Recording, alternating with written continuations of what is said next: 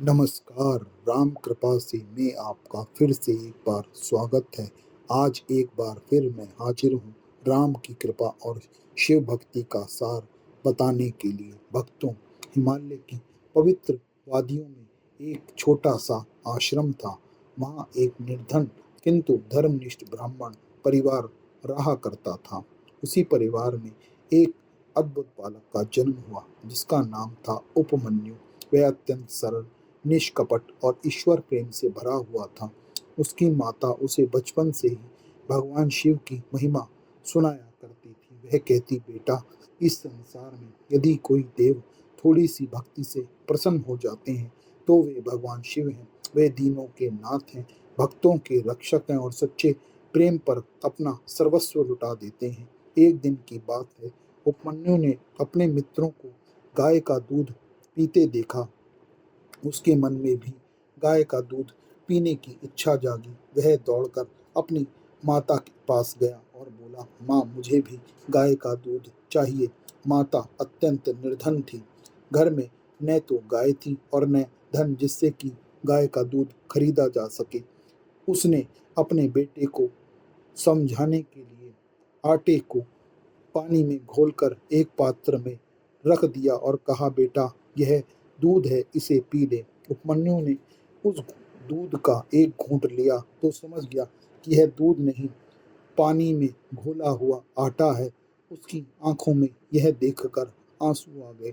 उसने बड़ी मासूमियत से पूछा, माँ, क्या हम इतने गरीब हैं कि आप मुझे दूध भी नहीं पिला सकती? माता का हृदय टूट गया। अपने पुत्र को उन्होंने गले से लगाया और कहा, बेटा, हमारे पास धन नहीं है लेकिन हमारे पास भगवान शिव हैं। यदि वे प्रसन्न हो जाएं तो सब कुछ हमें मिल सकता है। संसार में जो कुछ भी मिलता है वह उनकी कृपा से ही मिलता है। बालक को पैनू ने तुरंत पूछा, माँ, भगवान शिव कैसे और कब प्रसन्न होते हैं? माता ने कहा, सच्ची भक्ति, नाम स्मरण और तपस्या से शिव शंकर भोलेनाथ अवश्य प्रसन्न हो जाते हैं।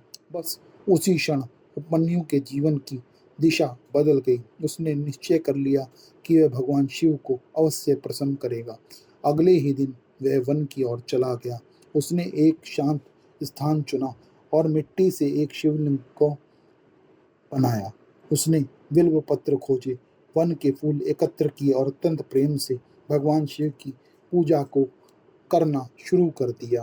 वह रात दिन ओम नमः शिवाय इस मंत्र का जप किया करता था। कभी एक पर खड़ा रहता, कभी ध्यान में लीन हो जाता, कभी आंसू बहाते हुए शिवलिंग से कहता, हे भोलेनाथ, मैं आपको देखना चाहता हूँ।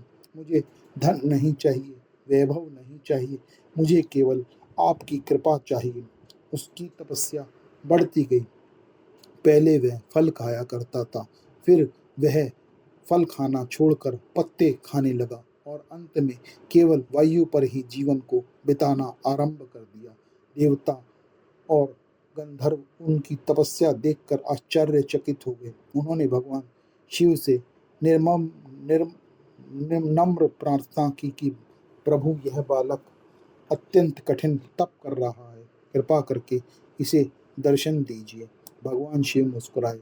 वह जानते थे कि भक्त की परीक्षा लिए बिना उसकी भक्ति की पूर्णता प्रकट नहीं होती। उन्होंने इंद्र भगवान का रूप धारण किया और उपमन्यु के सामने प्रकट हुए। उन्होंने कहा, हे बालक, मैं इंद्र हूँ, तुम्हारी तपस्या से प्रसन्न होकर तुम्हें वर देने आया हूँ। वो मांगो, क्या चाहते हो? उपमन्यु ने आंखें खोली और विनम्रता से कहा, मुझे भगवान शिव की भक्ति चाहिए। इंद्र रूपधारी शिव बोले, शिव कौन है? वे तो साधारण देव हैं, उनकी पूजा छोड़ दो, मेरी उपासना करो, मैं तुम्हें धन, ऐश्वर्य, स्वर्ग सब कुछ दूंगा। यह सुनते ही उपमन्यु का शरीर क्रोध के कारण कांप उठा। उसने दृढ़ स्वर में कहा, आप चाहें जो हो, लेकिन भगवान शिव का अपमान मैं नहीं सुन सकता। मेरे लिए शिव ही सब कुछ है। यदि संसार का समस्त वैभव भी मुझे मिल जाए तो मैं शिव भक्ति नहीं छोड़ूंगा। इंद्र ने फिर कहा, सोच लो, शिव तुम्हें क्या देंगे? उपमन्यु की आंखों से क्रोध की अधिकता के कारण आंसू बहने लगे। उसने कहा, शिव मुझे अपना प्रेम देंगे, वही मेरे लिए सबसे बड़ा धन है। उसने एक पत्थर उठाकर कहा, यदि आप भगवान शिव की निंदा करेंगे तो मैं इस शरीर का त्याग कर दूंगा, लेकिन आपकी बात को नहीं मानूंगा। उसी क्षण दिव्य प्रकाश फैल गया, इंद्र का रूप समाप्त हो गया। वहां स्वयं भगवान शिव माता पार्वती के साथ प्रकट हुए। उनके जटाजूट से गंगा प्रवाहित हो रही थी। मस्तक पर अर्धचंद्र सुशोभित था, गले में सर्प थे, शरीर पर भस्म थी। उनके दर्शन मात्र से समस्त वन शिव में हो गया। उपमन्यु उन्हें देखते ही भूमि पर गिर पड़ा। उसके मुख से शब्द नहीं निकल रहे थे, वह केवल रो रहा था। भगवान शिव ने उसे उठाया और अपने हृदय से लगा लिया। उन्होंने कहा, वत्स, तुम्हारी भक्ति ने मुझे बांध लिया है। मैंने तुम्हारी परीक्षा ली थी, तुम उसमें पूर्णतः सफल हो।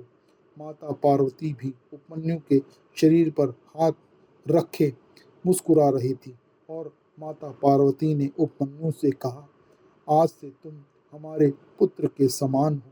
उन्होंने उपमन्यु का सिर सूंघा और अत्यंत भक्ति भाव से उसे अपने गले से लगा लिया। भगवान शिव ने उनसे कहा, मांगो, तुम क्या चाहते हो? उपमन्यु ने कहा, प्रभु, मुझे केवल आपकी अचल भक्ति चाहिए। ऐसा हो कि मेरा मन कभी आपके चरणों से दूर न चला जाए। भगवान शिव उस बात को सुनकर अत्यंत प्रसन्न हो गए। उन्होंने कहा, वत्स, तुम्हें अटूट शिव भक्ति प्राप्त हो, तुम्हें समस्त वेदों का ज्ञान हो, तुम्हारे आश्रम में कभी अभाव न हो, और जो भी तुम्हारी कथा श्रद्धा से सुनेगा उसके जीवन में मेरी कृपा अवश्य होगी। इसके बाद भगवान शिव ने अपने त्रिशूल से भूमि को स्पर्श किया। वहां से दिव्य गौएं प्रकट हुई, दूध की नदियां बहने लगी। उपमन्यु का आश्रम समृद्ध हो गया। कितनों उसके हृदय में वैराग्य और भक्ति पहले से भी अधिक बढ़ गई। उसने उस धन का उपयोग कभी अपने अहंकार के लिए नहीं किया। वह आने वाले साधुओं की सेवा करता, भूखों को भोजन कराता और सभी को भगवान शिव के नाम का महत्व बताता। समय बीतता गया, उपमन्यु महान ऋषि बने। उनके आश्रम में अनेक शिष्य आए। वे सबको यही शिक्षा देते, भगवान शिव को पाने के लिए बड़े यज्ञों की आवश्यकता नहीं है, उन्हें पाने के लिए बड़ा हृदय ही काफी है। एक दिन एक शिष्य ने पूछा, गुरुदेव, आपकी तपस्या का सबसे कठिन क्षण कौन सा था? उपमन्यु ने उत्तर दिया, जब भगवान शिव ने इंद्र बनकर मेरी परीक्षा ली। उस समय यदि मैं वैभव के लोभ में पड़ जाता तो जीवन भर भगवान से दूर हो जाता। फिर उन्होंने कहा, भक्ति का अर्थ है भगवान को भगवान के लिए चाहना, न कि भगवान से संसार मांगना। यह सुनकर सभी शिष्य भाव विभोर हो गए। इस कथा का सबसे बड़ा संदेश यही है कि भगवान शिव भक्त के प्रेम के आगे स्वयं हार जाते हैं। वे यह नहीं देखते कि भक्त धनी है या निर्धन, विद्वान है यह अशिक्षित। वे केवल यह देखते हैं उसके हृदय में प्रेम है या नहीं। आज भी यदि कोई भक्त निष्कपट भाव से ओम नमः शिवाय का जप करता है तो भगवान शिव उसकी पुकार अवश्य सुनते हैं। कभी कभी उनकी कृपा तुरंत दिखाई देती है और कभी परीक्षा के रूप में आती है, लेकिन जो भक्त उपमन्यु की तरह अडिग रहता है वह अतंत भगवान की गोद तक अवश्य पहुंच जाता है। अंत में मैं अपने भक्ति भाव से भगवान शिव की प्रार्थना करता हूँ, हे कैलाशपति महादेव, हमें उपमन्यु जैसी निष्काम भक्ति दीजिए। हमारे मन में लोभ, अहंकार और भय को दूर कर दीजिए।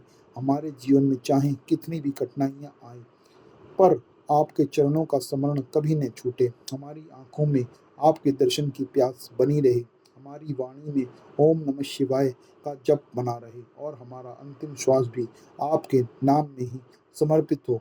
हर हर महादेव। जय श्री राम, जय श्री राम, जय श्री राम। तो भक्तों, आज का प्रसंग आपको कैसा लगा यह हमें अवश्य बताएं, और अगर आपको यह प्रसंग अच्छा लगा हो, भक्तिमय लगा हो, तो आप वीडियो को लाइक और चैनल को सब्सक्राइब ज़रूर कीजिए। जय श्री राम, जय श्री राम, जय श्री राम।